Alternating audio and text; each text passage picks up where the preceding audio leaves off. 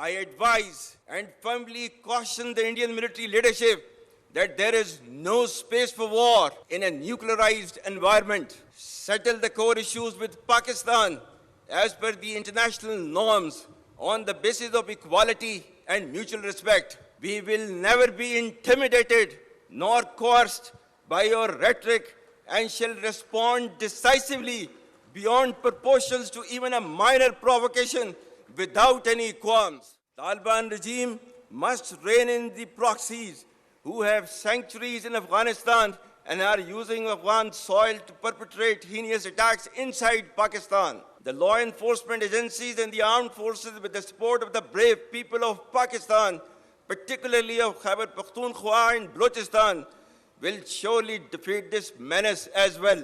Be rest assured that like our victory in the conventional domain, every state proxy of our neighbor will be razed to dust, inshallah.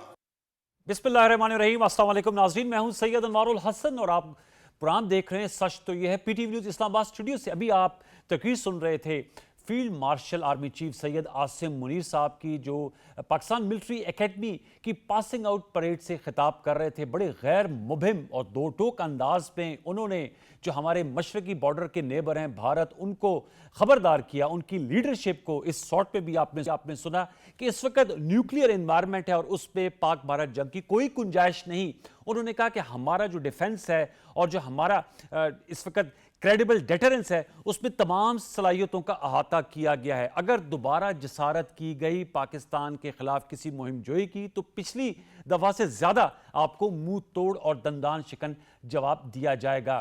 Taliban regime के हवाले से उन्होंने कहा कि पाकिस्तान में जो खारजी आते हैं अफगानिस्तान की सरजमीन से, उन्हें पाकिस्तान बर्दाश्त नहीं करेगा। प्रॉक्सीज को पाकिस्तान कुचल देगा और तालिबान रजीम इसको इंश्योर करे कि उनकी सरजमीन पाकिस्तान के खिलाफ इस्तेमाल ना हो। उन्होंने कहा कि ये जो प्रॉक्सीज की वॉर शुरू की है हमारे नेबर्स ने, पाकिस्तानी फौज अवाम के साथ मिलकर उसका सर कुचल देगी। ये अहम तकरीर है, इसके हवाले से हम जरूर गुफ्तगू करेंगे। फिर आपके इल्म में कि आज दोहा में पाकिस्तान और अफगानिस्तान के दरमियान मुज़ाकरात हो रहे हैं। पाकिस्तान का जो वफ्द है उसको लीड कर रहे हैं वजीर दिफा ख्वाजा मोहम्मद आसिफ साहब, जबकि अफगानिस्तान के वफ्द को लीड कर रहे हैं उनके वजीर दिफा मुल्ला याकूब साहब, और कतर इसकी मेज़बानी कर रहे हैं। उनके इंटेलिजेंस चीफ जो हैं वो इसमें जो है वो पुल का किरदार अदा कर रहे हैं। और पाकिस्तान के दफ्तर खारजा ने बड़े दो टोक अंदाज में कहा है कि पाकिस्तान का जो वन पॉइंट एजेंडा ये है कि जो दहशत गर्दी अफगानिस्तान की सॉइल से पाकिस्तान में खारजियों की सूरत में आ रही है, इसको रोकना अफगान तालिबान रिजीम का काम है और उनको मुतद्दद बार इस बारे में आगाह भी किया गया है। इसके साथ साथ मुल्क की मजबूई सियासी सूरत हाल और दीगर मामलात पे हम गुफ्तगू करेंगे। प्रोग्राम के पहले हिस्से में हमें ज्वाइन किया है वजीर मुमलिकत बराए कानून और इंसाफ बैरिस्टर अकील मलिक साहब ने। अकील साहब अस्सलाम वालेकुम।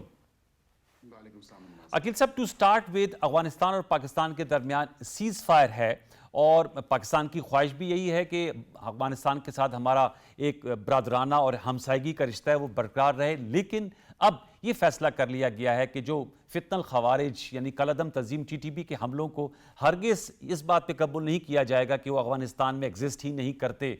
दोहा टॉक्स के हवाले से आपकी क्या तवक्कुआत हैं? आप समझते हैं कि अफगान तालिबान रिजीम में ये पॉलिटिकल विल पाई जाती है कि वो पाकिस्तान की ये जो बार बार मुज़ाकरात में ये बात की जाती है उसको ऑनर करे? बिस्मिल्लाहिर्रहमानिर्रहीम। अनवार साहब, बहुत बहुत शुक्रिया।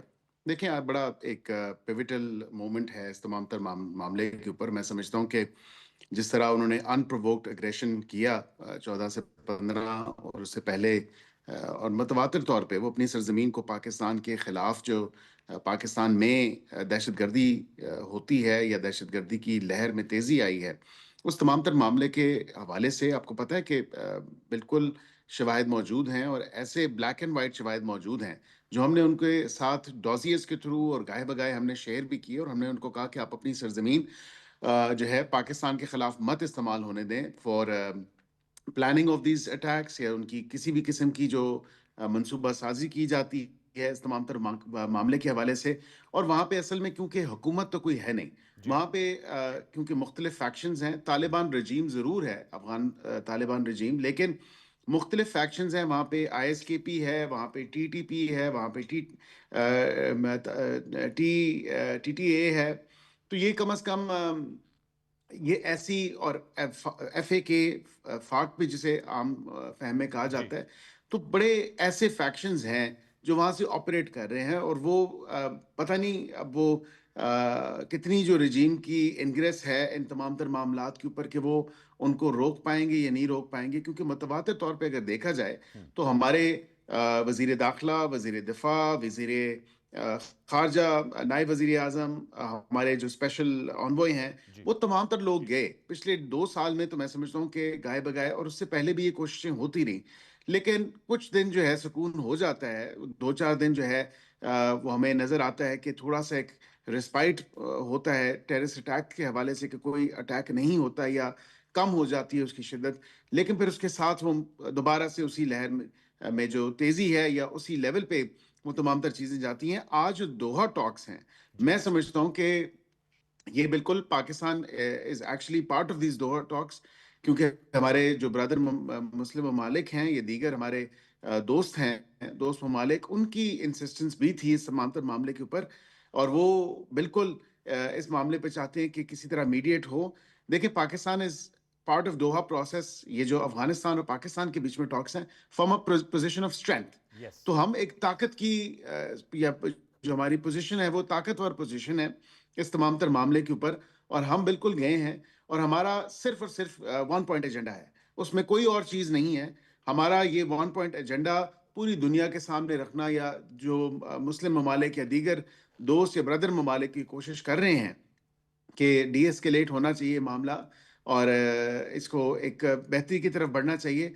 हमने उनको बता दिया, उनके साथ हमने तमाम तरह वो चीज़ें सामने रखी कि एक ऐसा मुल्क जहाँ पे कोई लेजिटिमेट गवर्नमेंट नहीं है, जहाँ जी। पे एक रजीम काम कर रही है, और अभी से नहीं पिछले 4-5 साल से वही रजीम है, वो मुख्तलिफ जो चैप्टर्स हैं, फैक्शंस हैं, दहशत गर्दी के अनासर जो हैं, उनको वहाँ पे वो ठीक। फूलने पलने देती है, पाकिस्तान के खिलाफ इस्तेमाल होने देती है, पाकिस्तान के की सरजमीन के ऊपर जो वहाँ पे अटैक्स प्लान किए जाते हैं, उसको रोकथाम में वो बिल्कुल कोई कारआमद स्टेप्स नहीं लेती। तो ये तमाम तर मामलात इसी तरह हैं, और हमने बिल्कुल ये मुद्दा और ये तमाम तर मामलात 1 पॉइंट एजेंडा ये आज सामने रखे जाएंगे, और मीडिएटर्स को भी बताया जाएगा कि या आर या पार, इनफ इज इनफ। ठीक। जो हमारे वो ताल्लुकात जिस किस्म की वो एक्सपेक्टेशन रखते हैं माजद के साथ, हम बड़े मेहमान नवाज लोग हैं। 4 दहाइयों से हमने क्या बिल्कुल। कुछ नहीं किया इन अफगान रेफ्यूजीज के लिए या महाजरीन के लिए, लेकिन बावजूद इसके कि शायद मैं समझता हूँ कि उनको इस चीज़ की कदर ही नहीं है। जी। उन्होंने कभी इस चीज़ की कदर ही नहीं की कि पाकिस्तान की मेहमान नवाजी, यहाँ पे आके कारोबार बैरिस्टर साहब बसाए, आगे यहाँ पे बढ़ते हैं सर, आके। आपने अहम जी। नुकता उठाया सर। मैं ये भी जानना चाहूँगा, कल बड़ा अहम इजलास हुआ, चूँकि आपने मेहमान नवाजी की बात की, अफगान महाजरीन जो है उनकी हमें जी। बताया गया कि 16 अक्टूबर तक 14 लाख से ज़ायद जो है उनकी वापसी हो गई है, बाकियों की वापसी जो है वो मरहलावार की जाएगी, और इसमें अब किसी किस्म की कोई रिलैक्सेशन नहीं होगी, क्योंकि अक्सर देखा जाता है कि जब डेट आती है, कट ऑफ डेट, उसमें रिलैक्सेशन आ जाती है। आप समझते हैं कल के इजलास में खैबर पख्तूनख्वा के वज़ीर आला मौजूद नहीं थे, अगरचे उनके नुमाइंदे मुज़म्मिल असलम साहब थे। ज़्यादातर मेरे सवाल का जाविया इसलिए है क्योंकि खैबर पख्तूनख्वा के वाले से ज़्यादातर कैंप्स हैं ही खैबर पख्तूनख्वा में। अब ये जो महाजिरीन की वापसी है, इसको जो है वो पाए तकमील तक इस मामले को पहुंचाया जाएगा फाइनली, जैसे आप कह रहे हैं, आरिया पार। बिल्कुल जी, I think it's too late in the day, और हमें ये स्टेप्स बहुत पहले उठा लेने चाहिए थे। आपको याद है 2021 के टाइम पे जब जी। बानी पीटीआई की हुकूमत थी और वो वजीर आजम थे, तो उस वक्त अलाउ किया गया था बगैर तस्करा के या तस्करा की फ़ोटो कॉपीज़ के ऊपर या पासपोर्ट की फ़ोटो कॉपीज़ के ऊपर, ये दीगर जितने भी यूरोपियन ममालिक हैं या दीगर वेस्टर्न कंट्रीज़, इनकी तरफ से था कि हमें जो लोगों ने मदद की, तो अब क्योंकि तालिबान रजीम आ गई है फॉल ऑफ काबुल के बाद, हम चाहते हैं कि इस तमाम तर मामले में पाकिस्तान हमारी मदद करे, और हम इन लोगों को रीलोकेशन लिस्ट में हमारे पास ये लोग हैं, तो ये निकलने चाहिए। वो लोग भी आज 4 साल हो गए इंतज़ार कर रहे हैं। मतलब किस चीज़ का इंतज़ार और हमने करना है? मेरे ख्याल से हर मुल्क को अपनी सालमियत के हवाले से, अपनी खुद मुख्तारी के हवाले से, अपनी सॉवरेनिटी के हवाले से ये इख्तियार हासिल है कि वो अपने वीज़ा पॉलिसी को, वो अपने इंटीरियर जो दाखिली मामलात हैं उसमें जो उसने स्टेप्स लेने होते हैं उसको लेने चाहिए। और ये एक मुल्क का इस्तेकाक होता है, जिस तरह अमेरिका भी ले रहा है, जिस तरह दीगर ममालिक ले रहे हैं। माजद के साथ मुझे ये कहना मैं ये भी आपके प्रोग्राम्स के तवस्सुस से कहूँगा कि जर्मनी में जो लोग संगीन जराए में पाए गए हैं, जो अफगान महाजरीन थे, जो वहां पे सेटल हुए, बिल्कुल। जो इंटीग्रेशन नहीं वहां पे कर सके, इंटीग्रेट नहीं हुए सोसाइटी में, वहां से भी फ्लाइट्स भर भर के अफगानिस्तान भिजवाई जा रही हैं जर्मनी से। और क्योंकि ये लोग जो हैं वहां पे भी इंटीग्रेट नहीं हो रहे ठीक। सोसाइटी में, और वहां पे भी एक इशू है, वहां पे सीरियस ऑर्गेनाइज क्राइम्स के हवाले से इनका बड़ा एक वहां पे जो है मुलविस पाए जाते हैं उन इश्यूज में। तो इस तमाम तर इशू के ऊपर वहां से भी रिपैट्रिएशन फ्लाइट्स हो रही हैं। तो जब यूरोपीय ममालिक कर रहे हैं, ईरान ने अपना बॉर्डर बंद किया और वो भी रिपैट्रिएशन कर रहे हैं, दीगर ममालिक कर रहे हैं, तो क्या हमें कौन से जो है वो नफलों का सवाब है कि हम जो है वो दरिया दिल बने रहें और जो है इस चीज को 4 दहाइयों से जो कंटिन्यू हो रही है उस पर स्टॉप ना लगाएं। सर, अब इस मेरे पे ख्याल से जो मौके हमारे अपने शहरियों के पास होने चाहिए काम कारोबार के हवाले से, यस हमें बिल्कुल दीगर मुल्कों के लोगों को नहीं देने चाहिए। सर, हमें इस अपने पे लोगों को, कंसेंसस अपने डेवलप करने की सिटीजन को जरूरत है। प्रायोरिटाइज करनी जी चाहिए। वैसे साहब, इस जी पे कंसेंसस डेवलप करने की जरूरत है, क्योंकि पाकिस्तान तहरीक जी इंसाफ की बिल्कुल हुकूमत जरूरत है है, खैबर बिल्कुल जरूरत पख्तूनख्वा है। में, तो जी उनको भी ऑन बिल्कुल बोर्ड लिया जरूरत है। जाएगा। और मैं समझता हूँ किसी भी, देखिए, एक तो पॉलिटिकल विल और कंसेंसस की बिल्कुल डेवलप करने की जरूरत है। और वहां पे कल मैं क्योंकि एक प्रोग्राम में था, मुजम्मिल साहब क्योंकि उस मीटिंग में थे, मुजम्मिल साहब ने जिक्र किया कि अच्छा। हम सिर्फ ये चाहते हैं कि डिग्निफाइड मैनर या डिग्निफाइड बाइज्जत तरीके से वो अपने मुल्क वापस जाएं। तो मैंने कहा ओके। वजीर आजम ने तो पहले ही ये बात मीटिंग में कर दी, और ठीक। कौन सा हम बेइज्जत करके निकाल रहे हैं उनको, डिग्निफाइड तरीके से ही हैं। उनके बायोमेट्रिक्स होते हैं, उनकी डिजिटल जो प्रिंट ठीक। है, फिंगरप्रिंट्स वगैरह दीगर चीजें वो होती हैं, और ये पूरा एक प्रोसेस है। रिमूवल प्रोसीडिंग्स हैं, वो रिमूवल प्रोसीडिंग्स को इनिशिएट करके, जिस तरह अमेरिका में होता है, जिस तरह आजकल अमेरिका में हो रहा है। तो ठीक। ये तो ऐसी बात नहीं है। हर मुल्क जो है वो अपने शहरियों के तहफ़्फ़ुज़ के लिए, अपने शहरियों के की बेहतरी के लिए, कोई अगर ऐसे इलीगल अनडॉक्यूमेंटेड एलियंस हैं और गैर कानूनी तौर पे कोई ऐसे लोग मुकीम हैं, तो बिल्कुल उनको निकालना चाहिए, और उनको जो है प्रॉपर तरीके से वो अगर आना चाहते हैं तो वो आएँ। सर, ये पॉइंट टेकन। मैं आपसे ये भी जानना चाहूँगा, चूँकि आप वज़ीर मुमलिकत बराए इंसाफ, कानून और इंसाफ हैं, टीएलपी पे पंजाब हुकूमत ने बैन करने की सिफारिश की है वफाकी हुकूमत से। इससे पहले भी उनकी कार्रवाइयाँ होती रही हैं और प्रोस्क्राइब करने साबका हुकूमत भी जा रही थी खान साहब की, लेकिन फिर वो, आज मैं देख रहा था फवाद चौधरी साहब ने एक्स पे पोस्ट किया हुआ है कि फिर जो है उस वक़्त के आर्मी चीफ के कहने पर ये मामला जो है उसको नहीं पाया तकमील तक पहुँचाया गया। बीइंग अ मिनिस्टर, और आपका ताल्लुक भी पंजाब से है, टीएलपी की जानिब से जो कार्रवाइयाँ की जाती हैं, आप समझते हैं कि वक्त आ गया कि उस पर भी एक हतमी फैसला हो जाना चाहिए? जी बिल्कुल, हतमी फैसला होना चाहिए। और वो कहते हैं the demons from the past, ज़ाहिरी बात है वो हॉन्ट करते हैं। जी। और ये आपको पता है कि ये किसी ऐसे मामले के साथ, इसका तमाम तर जो इसकी पैदाइश है टीएलपी की, वो किस मामले से जुड़ी है और किस तरह उसको इस्तेमाल किया गया, किन किन नेफेरियस डिज़ाइंस को कंप्लीट करने के लिए। बहरकैफ एक लंबी बहस है, मैं उसमें नहीं पढ़ूंगा। लेकिन उसके साथ साथ on the entire broader end of the spectrum, अगर आप ये देखें तो जो एक इलीगल स्पेक्ट्रम ऑपरेट कर रहा है और उसकी वेरियस ब्रांचेस हैं, खाली एक सियासी जमात का रजिस्टर हो जाना या टीएलपी का एक सियासी जमात होना, that's not the only thing. यहाँ पे काफ़ी और चीज़ें जो है वो प्रोब हो रही हैं, उनकी करप्शन, करप्ट एक्टिविटीज़ और करप्ट प्रैक्टिसेस, उसके साथ जो मनी लॉन्ड्रिंग के हवाले से चीज़ें हैं, उसके अलावा उसके साथ जो एक रिलीजियस उनका पूरा सेटअप है, उस हवाले से चीज़ें देखी जाती हैं।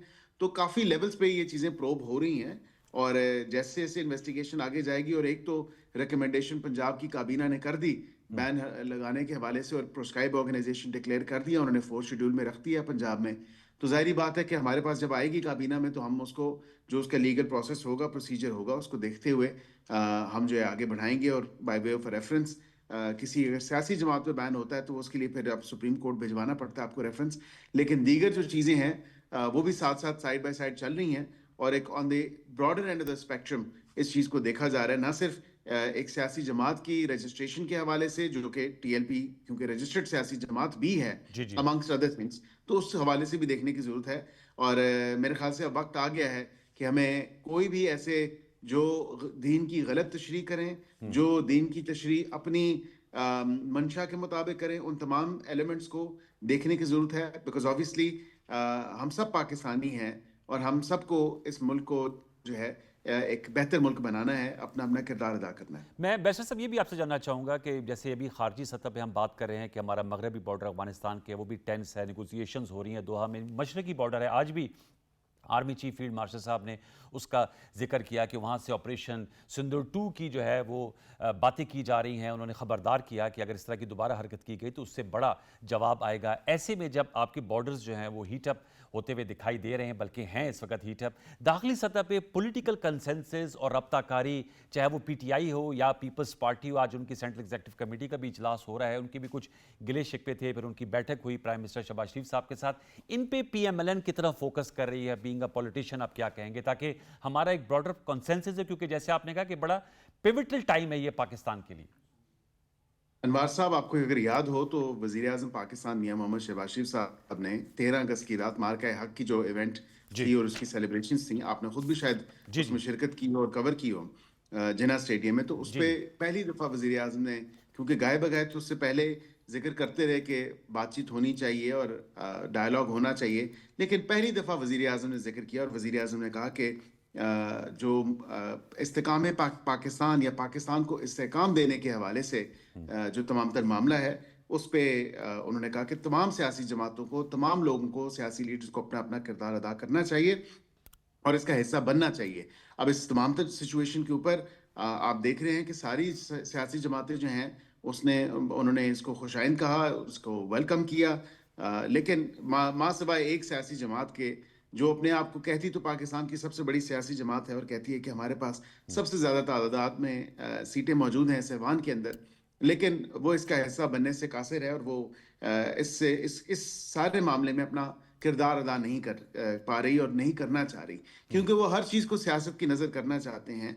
अब आखिरतन पाकिस्तान को इस्तेकाम या इस्तेकाम पाकिस्तान के लिए जो हमें कोशिशें करनी है, वो तमाम सियासी जमातों को मिलके एक पॉलिटिकल कंसेंसस के साथ, पॉलिटिकल विल के साथ हमें आगे पॉजिटिव जो डायरेक्शन है उसमें आगे लेके जाना है। उसके लिए पॉलिटिकल विल होना भी ज़रूरी है, which is actually lacking in one political party, लेकिन बाकी सारे जो हैं वो मुत्तहद हैं इस बात पे और अपना अपना किरदार अदा कर रहे हैं, चाहे वो अपोजिशन में हो, चाहे वो हुकूमती बेंचेस पे बैठे बैरिस्टर हों साहब, लेकिन या कतकलामिकली पार्लियामान का हिस्सा सर, हों या ना हो। कतकलामिकली माजरत, मौलाना फजल रहमान साहब ने बड़ी टफ टॉक की है डेरा इस्माइल खान में। बैरिस्टर अकील साहब, मौलाना फजल रहमान साहब, जी, मैंने आप सुनी है मौलाना साहब की बिल्कुल बात। मौलाना साहब असल में you know, to be honest with you, मैं समझता हूँ कि मौलाना साहब ने इसी ऐवान में on the floor of the house ये बात की। उन्होंने कहा 47 है, 45 है ऐवान, तो यही है और यही ऐवान चलेगा।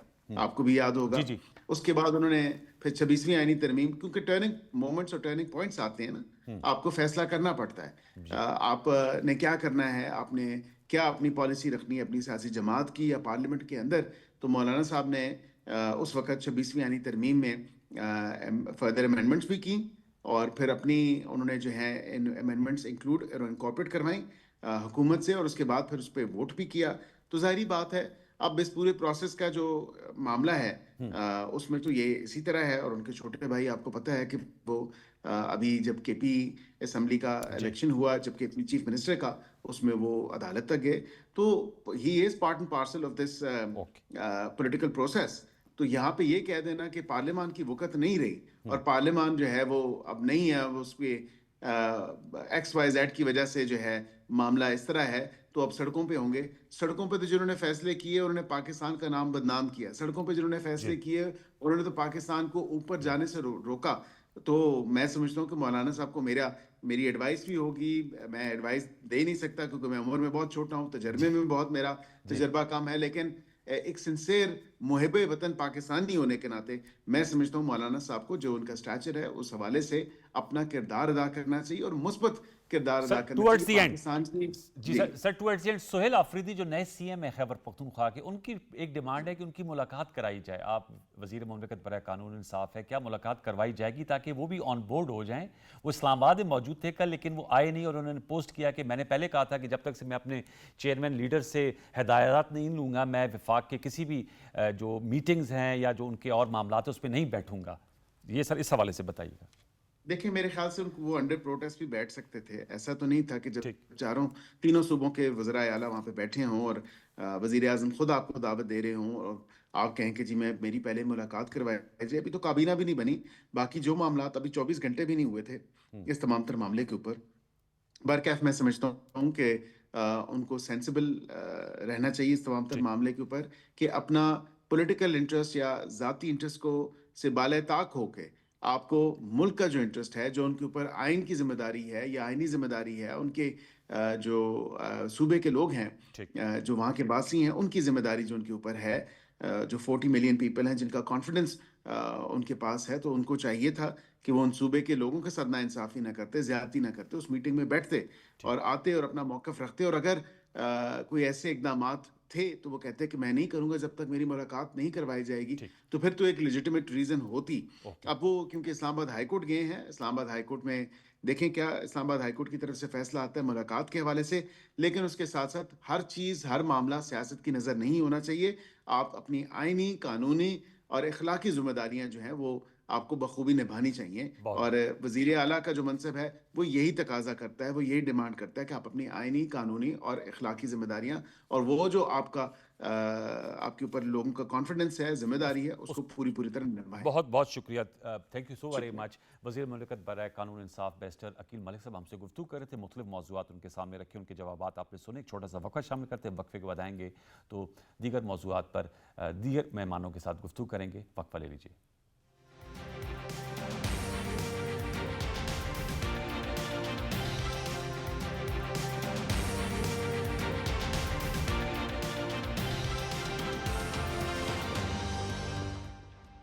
Welcome back viewers. हमें नए मेहमानों ने ज्वाइन किया, उनका मैं तारुफ आपसे करा देता हूं। मेजर जनरल रिटायर्ड समरेज सालिक साहब, माहिर दिफाई उमूर हैं, हमारे साथ जूम वीडियो लिंक पे मौजूद हैं। सर आपका बहुत शुक्रिया।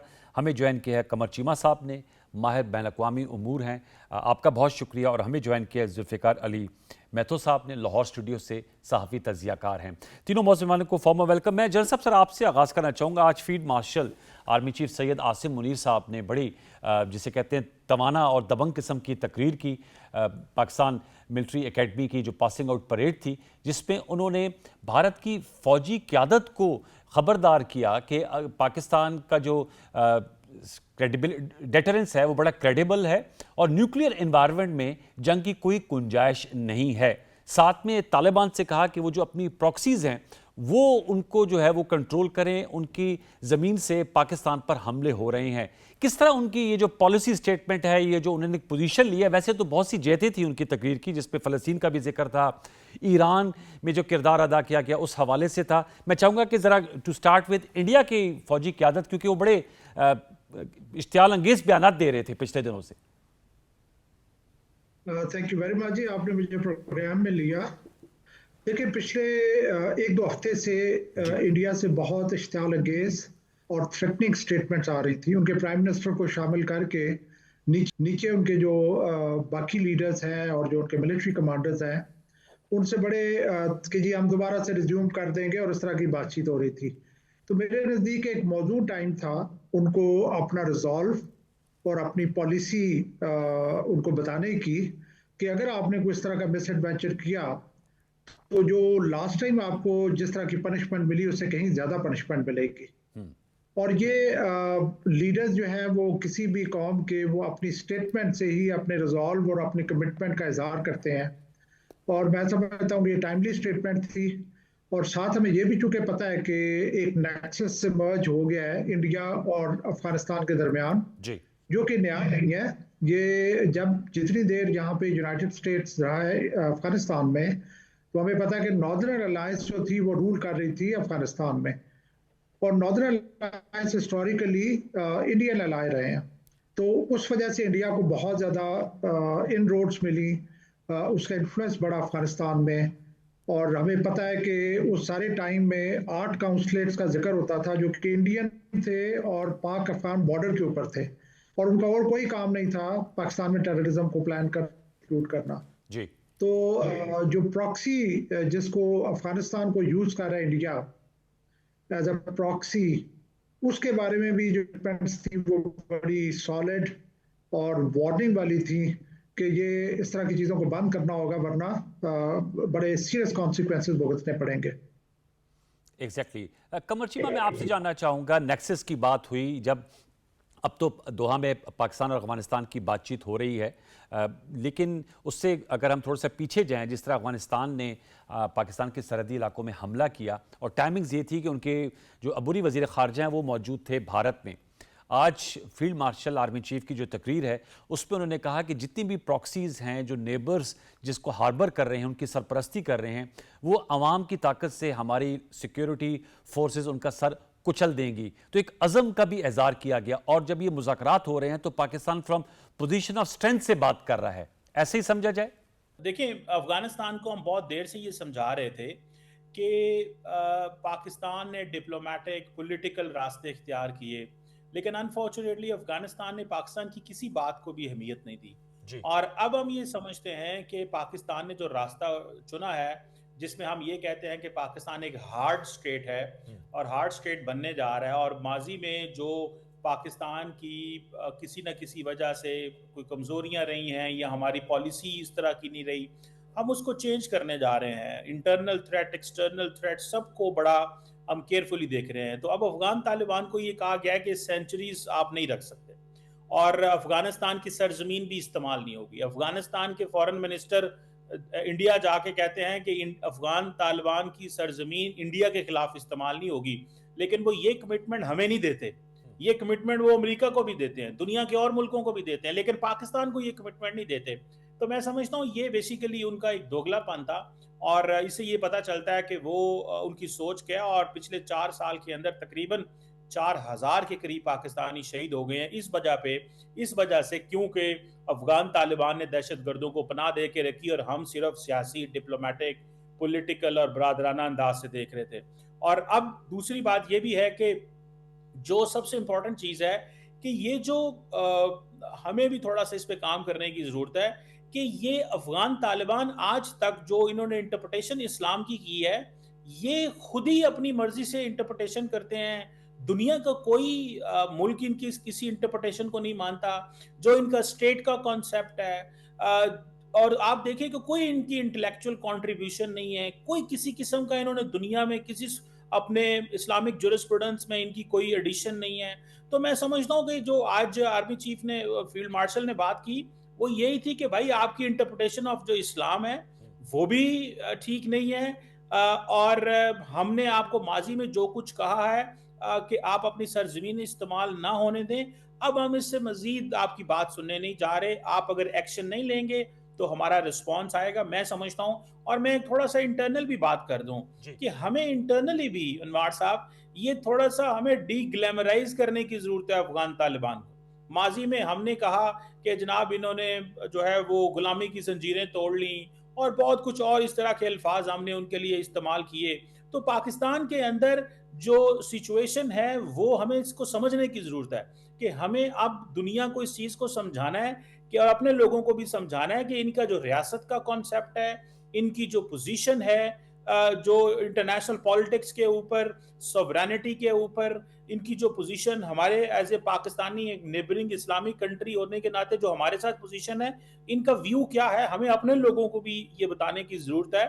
और दूसरा पैगाम हमने अफगानिस्तान को जो है वो दे दिया है। तो मैं समझता हूँ कि आज की स्पीच से बड़ी क्लैरिटी है। जो कुछ दिनों से हम एक्शंस कर रहे हैं वो तो मजीद क्लैरिटी दे रहे थे, लेकिन हम मेरा ख्याल है कि पाकिस्तान की सिविल मिलिट्री लीडरशिप ने एक साफ और क्लियर पैगाम अफगानिस्तान को भेजा। जुल्फिकार, मैं आपके पास आता हूं। मैं जरा जनरल साहब आपसे ही जानना चाहूंगा कि हार्ड स्टेट की बात की कमर चीमा ने, आप चूंकि मेजर जनरल रिटायर्ड हैं, हार्ड स्टेट के हवाले से बताइएगा कि इससे क्या फिर मुराद दी जाती है।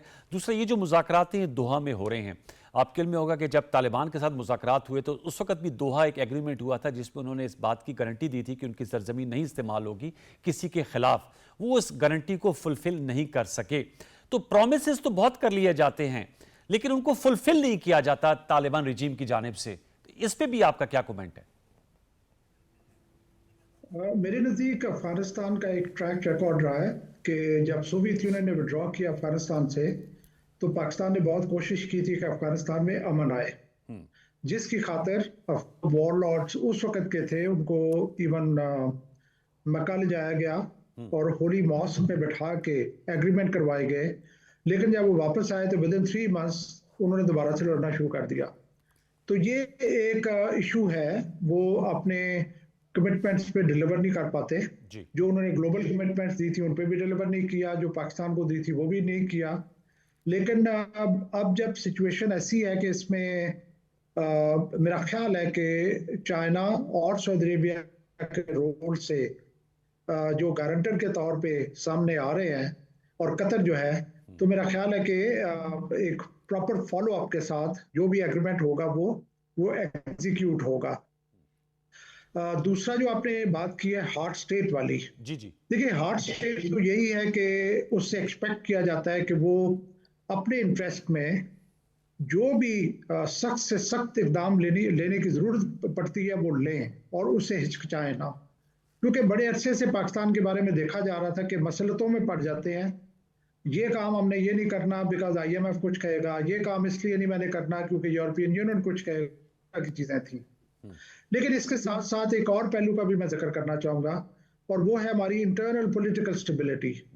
जब तक हम अंदर से मजबूत नहीं होंगे, जब तक इकोनॉमिकली मजबूत नहीं होंगे, पॉलिटिकली स्टेबल नहीं होंगे, इंटरप्रोविंशियल हार्मनी नहीं होगी, जब तक पूरे सिस्टम को पीछे पूरी आवाम की, पूरी कौम की बैकिंग नहीं होगी, तो मेरा ख्याल है कि हार्ट स्टेट एक्चुअल सेंस में होना हमारे लिए एक बहुत बड़ा टॉल ऑर्डर होगा।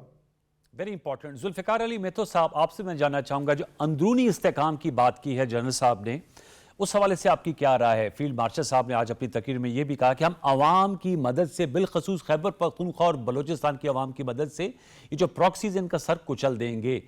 तो इस वक्त ज़ाहिर बात है, हमें मालूम है कि PTI और PMLN या हुकूमत या खैबर पख्तूनख्वा वफाक और सूबाई हुकूमत के बारे में आप कह सकते हैं कि उस तरह हम आंग नहीं है। आज भी प्राइम मिनिस्टर शहबाज शरीफ साहब ने कहा कि वो चाहते हैं कि खैबर पख्तूनख्वा बहुत अहम इकाई है हमारी, हमारे साथ चले, लेकिन वहाँ से ज़ाहिर बात है उनका एक अपना बयानिया है as for as relationship with Afghanistan is concern, या जिस तरह इनको ट्रीट करना चाहिए वो बातचीत के हामी हैं और जो टारगेटेड ऑपरेशन की बात करते हैं।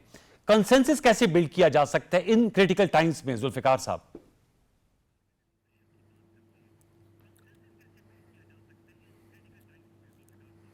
जी शुक्रिया अनवर साहब। एक्चुअली अगर आप देखें तो आज फील्ड मार्शल का जो खिताब है काकुल एकेडमी में, वो इंडिया और अफगानिस्तान दोनों को इस बात की डायरेक्टली वार्निंग है कि अगर अब पाकिस्तान के ऊपर किसी भी दहशतगर्दी का या किसी तरह से पाकिस्तान के ख़िलाफ़ या उसकी सॉवरेनिटी पे हमला हुआ तो उसके ऊपर जवाब उनको उससे ज़्यादा सख्त आएगा जो पहले आता रहा है। जहाँ तक आपने तल्लुक़ है इंटरनल स्टेबिलिटी का और पॉलिटिकल इस्तेहकाम का और लोगों को यकजा करने का, तो मैं समझता हूँ कि चंद जो बड़े लोग हैं या पॉलिटिकल पार्टीज़ के सुर्खेल हैं, उनके अलावा पाकिस्तान के अवाम ने, आप इंडिया के खिलाफ देखिए कि जिस वक्त हमने रिजॉल्व शो किया तो पाकिस्तान का एक भी ऐसी आवाज़ नहीं थी जो इंडिया के हक में हो या उसको ये कह रही हो कि इससे मुज़ाकरात कर लें। पूरा पाकिस्तान बच्चा बच्चा हर किस्म की कुर्बानी के लिए तैयार था और पाकिस्तान की फ़ौज ने आगे बढ़ के अवाम की सपोर्ट के साथ इंडिया को 4 घंटे में चित किया।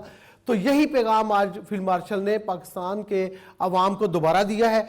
और मैं समझता हूँ कि किसी भी किस्म की सियासी मसले हैं तो ख़ासतौर पे मौलाना फजल रहमान हैं या बलूचिस्तान की कोई लोकल क़यादत है और ख़ास तौर पे PTI की जो हुकूमत है, मैं समझता हूँ कि कल जो वज़ीर आला KP थे इस्लामाबाद में होने के बावजूद उनको उस मीटिंग में जाना चाहिए था, जिसमें हम ये कह रहे थे कि अफगानिस्तान के जो महाजरीन हैं जिनको हमने 40 साल तक 40 लाख लोगों की मेज़बानी की और उस मेज़बानी के नतीजे में हमें जो मिला वो कलाशनकोव का तोहफा मिला, हमें मनशियात का तोहफा मिला, हमें दहशतगर्दी का तोहफा मिला, लेकिन किसी ना किसी वजह से हमने इसको इसलिए कबूल किया।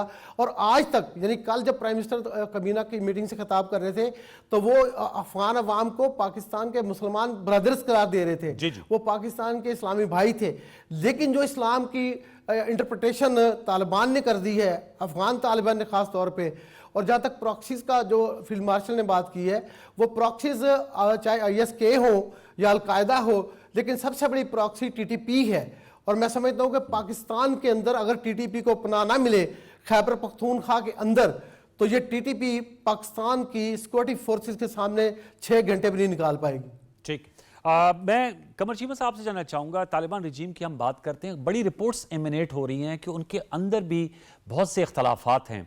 हक्कानी इसका अपना एक किरदार है और अपना एक मौक़िफ़ है, और जो कंधारी तालिबान है उनका अपना मौक़िफ़ है। ये जो वफ्द मौजूद है इसको लीड कर रहे हैं मुल्ला याकूब, जो मुल्ला उमर के साहबजादे हैं, और ज़ाहिर बात है जो उनके इस वक्त सुप्रीम कमांडर हैं वो भी कंधारी तालिबान चीफ हैं। इस आप समझते हैं कि एक यूनाइटेड फ्रंट पाया जाता है जब हम तालिबान रिजीम की बात करते हैं? और जैसे ये जुल्फ़िकार साहब भी कह रहे हैं, बहुत सी, कल भी हमारे प्रोग्राम में हसन खान साहब तो कहते हैं बहुत सी ऐसी जो डिसइंटीग्रेटिंग फोर्सेज हैं वो अफगानिस्तान में फल फूल रही हैं, अपने मुख्तलिफ हमसाया ममालिक के खिलाफ वो नबर्द आजमा हैं।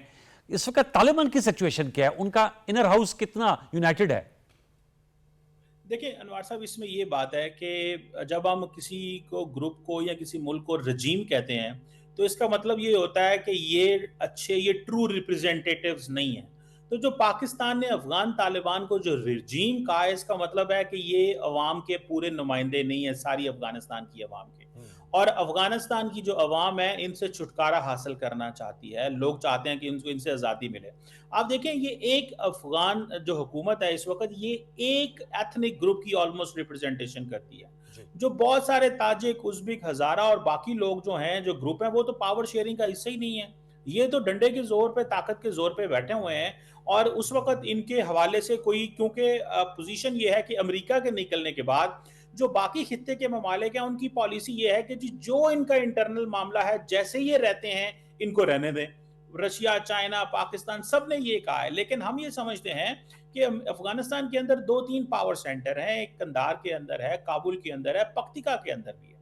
और ये जो पख्तिका वाला जो पावर सेंटर है, जो टीटीपी के पास है, ये भी समझें ये इलाका इन्होंने, अफगान तालिबान ने आउटसोर्स कर दिया हुआ टीटीपी को, और वो नहीं चाहते कि इनके लिए मुश्किलात पैदा हो। तो वो बेसिकली अफगानिस्तान समझता है कि ये इलाका बेसिकली आउटसोर्स है टीटीपी को और बहुत सारे और दहशतगर्द ग्रुपों को। सो लिहाजा हमें इनकी हमायत ही करनी है। आगे से टीटीपी जो है वो अपने बॉर्डर्स एक्सपैंड करना चाहती है ना। तो मुझे ऐसा लगता है कि ये जो अफगानिस्तान की जो हुकूमत है, ये ट्रू रिप्रेजेंटेशन नहीं है अफगानिस्तान की।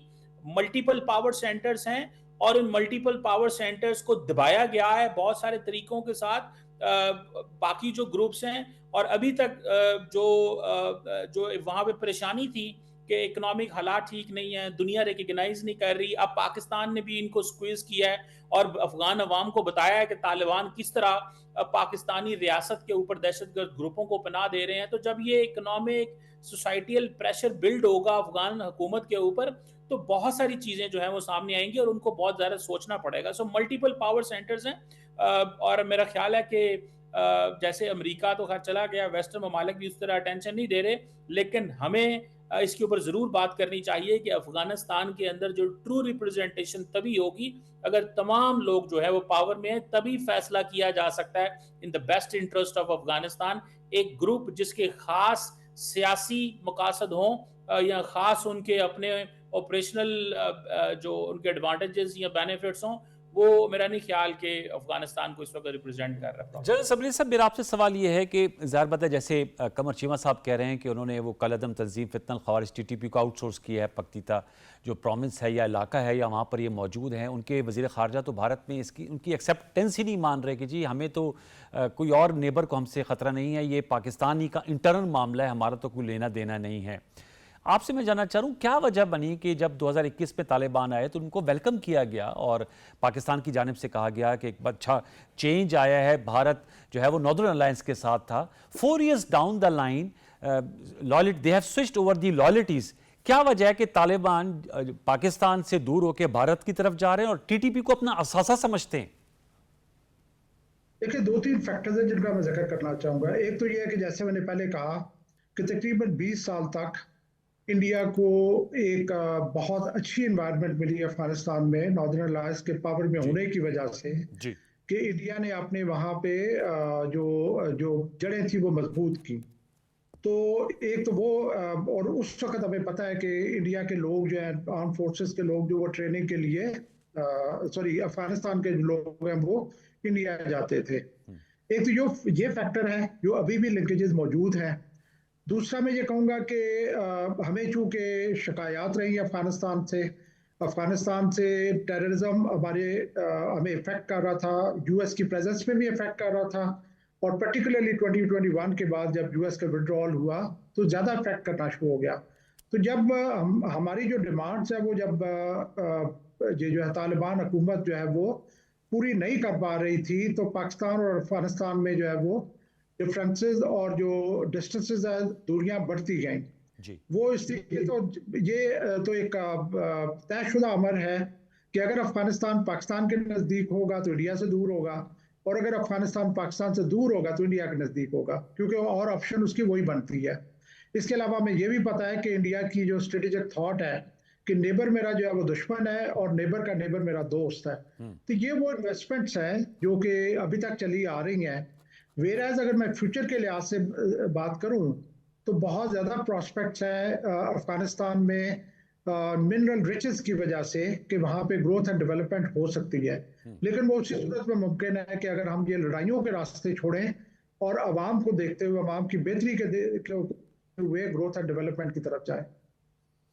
कमल चीमा, मैं आपसे जानना चाहूँगा, ज़ाहिर बात है हर स्टेट का अपना एक डॉक्ट्राइन होता है। हम पहले as a student of history international relations पढ़ते थे, स्ट्रेटेजिक डेप्थ कहा जाता था अफगानिस्तान के हवाले से, लेकिन जैसे अब आपने देखा कि वो हमें तो स्ट्रेटेजिक डेप्थ नहीं मिल रही, अलबत्ता वहाँ से ऑफेंसिव जो है in shape of suicide bombers पिछले 5-6 दिनों में 104 खारजी जो हैं वो हमारी security and law enforcement agencies ने वासिल जहन्नम किए। खैबर पख्तूनख्वा के जो जमशुदा कबायली इलाके हैं, चाहे वो मोमंद है, बाजोड़ है, खैबर है, इसके अलावा शुमाली वजिस्तान है, वहाँ पर जो है इनकी मौजूदगी पाई गई और इन्होंने एक्सप्लोसिव लेडन गाड़ियाँ मारने की कोशिश की, खुदकुश हमलावर लॉन्च किए। अब आप समझते हैं कि वो डॉक्ट्राइन जो है वो उस रिट्रोस्पेक्टिवली अगर देखा जाए वो ठीक हमारी पॉलिसी थी, और अब जो क्लैरिटी ऑफ थॉट आई है जिसका field marshal army chief Syed Asim Munir साहब ने आज एक्सप्लेन किया, ये क्लैरिटी हमें चाहिए थी जो आज हमें मिल रही है?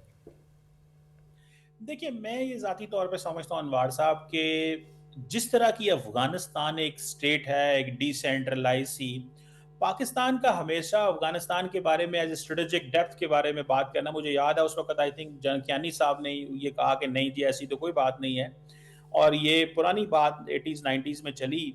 सवाल ये है कि जिस तरह की लॉलेसनेस, अनरेस्ट और जिस तरह की एक अनगवर्न्ड किस्म की ये टेरिटरी है अफगानिस्तान, पाकिस्तान का अफगानिस्तान के बारे ऐसा सोचना कि इसके अंदर जो कुछ हो हमारे साथ ये एक अच्छी फ्रेंडली रियासत रहे, ये कोई बुरी सोच नहीं थी। देखें, आपने जब आपने अपने मुल्क को सिक्योर करना हो, या तो हो कि अफगानिस्तान अपने बॉर्डर्स को कंट्रोल कर सकता हो, बाहर से इसके लिए मसले ना पैदा हो, ग्रेट गेम्स वहां पे हो रही हैं, बड़ी ताकतों का वहां पे इन्फ्लुएंस है और सेंट्रल वहां पे कंट्रोल है कोई नहीं, वॉरलॉर्ड्स हैं, एथनिक इश्यूज हैं, सियासी मजहबी बहुत सारे इश्यूज हैं, तो उस वक्त फिर पाकिस्तान को अपनी सिक्योरिटी के लिए एक फिर अपने जोन को, अपने इन्फ्लुएंस को बढ़ाना पड़ता है। तो जो हमने माजी में ये सारा सोचा था, ये कोई गलत बात नहीं है। जब भी इस तरह की टेरिटरी हो तो आप अपना इन्फ्लुएंस बढ़ाते हैं, और अगर मजबूत रियासत हो, ताकतवर रियासत हो, ये चीज पाकिस्तान किसी और मुल्क के बारे क्यों नहीं सोच सकता, क्योंकि हमें पता है वो अपनी रियासत की टेक केयर कर सकते हैं। तो मैं समझता हूँ ये कोई गलत बात नहीं थी। हाँ, अब अगर अफगानिस्तान ये समझता है कि वो किसी का इंटरफेरेंस नहीं पसंद करता या वो किसी को इन्फ्लुएंस नहीं लेना चाहता, तो कोई करेगा भी नहीं, लेकिन उनको इस चीज को मैच्योर करना है और एश्योर करना है कि उनकी सरजमीन जो है वो किसी दूसरे मुल्क के खिलाफ इस्तेमाल नहीं होगी। बाकी जो मर्जी करें, इंडिया के साथ ताल्लुकात बनाए, जिसके साथ मर्जी ताल्लुकात बनाए, लेकिन इंडिया के साथ मिलके हमारी सरजमीन पे मामलात खराब ना करें, ये हमें कबूल नहीं है। सो मेरा ख्याल है कि ये जो चीज हम माजी में सोचते रहे, ये कोई गलत नहीं है, एज लॉन्ग एज हमारा नेशनल इंटरेस्ट इसमें है और हम समझते हैं कि एक रियासत इस काबिल नहीं है कि वो अपने आप की टेक केयर कर सके, तो हमें वहां पे जो हमने इंटरेस्ट वहां पे देखे, मुझे उसमें कोई बुराई नहीं है। बुराई नहीं। मैं टुवर्ड्स द एंड में जुल्फिकार साहब आपसे जानना चाहूँगा, सब्जेक्ट से ज़रा साइड ट्रैक है लेकिन अहम मौजू है, TLP पे पाबंदी की सिफारिश कर दी है पंजाब काबीना ने। आप क्या समझते हैं, ये जो अंदरूनी खलफिशार के खात्मे की हम बात कर रहे हैं, इसको अब पाया तकमील तक पहुंचेगी ये बात? क्योंकि पिछले दिनों में भी या पिछले सालों में भी कोशिश की गई लेकिन फिर उसको हतमी जामा नहीं पहनाया जा सका।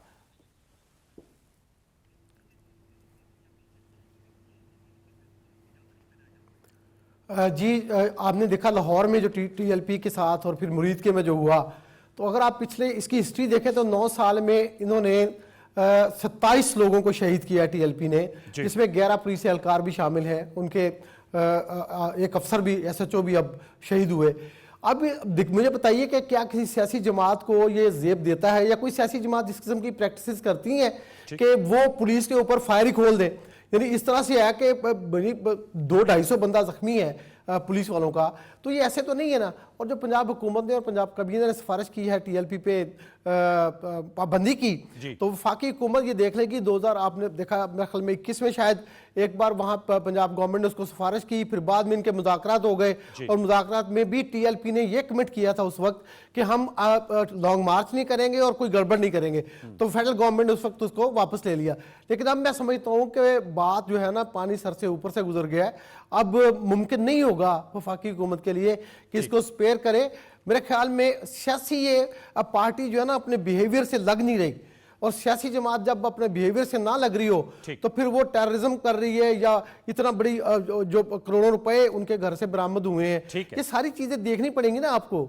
तो मैं समझता हूं कि ये फेडरल गवर्नमेंट बेहतर फैसला करेगी। ओके, बहुत बहुत शुक्रिया, thank you very much Zulfiqar Ali Maitho sahab, आपका बहुत शुक्रिया। Qamar Cheema sahab, major general retired Samrez Salik sahab, आपका बहुत शुक्रिया। व्यूअर्स, आपने अहम गुफ्तगू चलते चलते, आज 18 अक्टूबर है, 18 अक्टूबर को आपको याद होगा सानिया कारसाज जो कराची में मोहतरमा बेनज़ीर भुट्टो शहीद साहिबा जब वापस आई थी, उनके काफ़िले पे एक हमला किया गया था और उसमें 150 से ज़ायद जो अफराद हैं पीपल्स पार्टी के वर्कर्स और कराची के आम शहरी लुक़्मा अजल बने थे, उनको हम ट्रिब्यूट पेश करते हैं। मोहतरमा बेनज़ीर भुट्टो शहीद साहिबा की पाकिस्तान के लिए बहुत ज़्यादा कुर्बानियाँ हैं, और जो सानिया कारसाज में इस दुनिया में नहीं रहे, अल्लाह ताला उनके दर्जात बुलंद करे, गरी के रहमत उन्हें करे। पाकिस्तान का अब ये नस्बुल-ऐन है कि दहशतगर्दी किसी फॉर्म में भी होगी उसका डट के मुकाबला किया जाएगा, बल्कि उसको ख़त्म किया जाएगा। प्रोग्राम सच टेक नशिस्त कैसे लगी, फीडबैक दीजिएगा। कल तक के लिए सैयद अनवारुल हसन और सच टेक की प्रोडक्शन टीम को इजाज़त दीजिए। अपना बहुत सा ख्याल रखिए। अल्लाह नेगेबान।